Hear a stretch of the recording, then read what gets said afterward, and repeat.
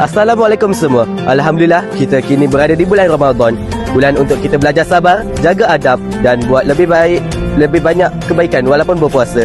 Selamat menyambut Ramadan Al-Mubarak. Semoga Ramadan ini memberi keberkatan buat kita semua. Jom kita dengarkan ucapan daripada murid-murid SMK Simpang Bekor. Ramadan Karim. Ramadan Al-Mubarak.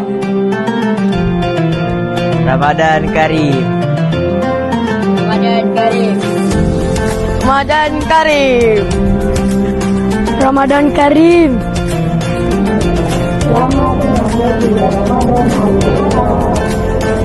Kepada semua warga SMK Simpang Bekor, saya Cikgu Sani ingin mengucapkan salam Ramadan 2026.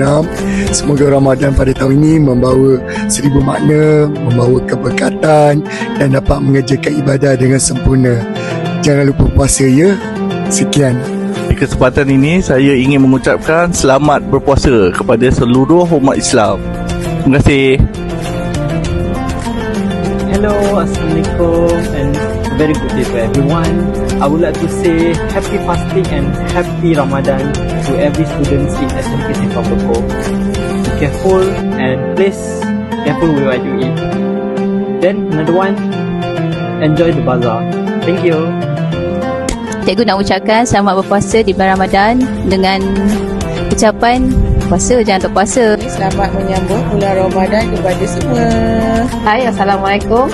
Di kesempatan ini saya ingin mengucapkan selamat menyambut bulan Ramadan dan selamat berpuasa kepada semua guru-guru dan pelajar SMK. Semoga Ramadan ini menjadi Ramadan yang penuh bermakna kepada kita semua.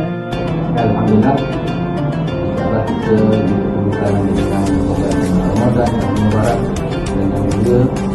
Saya dengan kesempatan di sini untuk mengucapkan selamat Ramadan kepada semua guru dan cikgu dan murid dalam untuk selamat berpuasa. Kami dari Sweetie Food Legacy Sekolah Menengah Simpang Bekor ingin mengucapkan selamat menyambut Ramadan Al-Mubarak. Bye.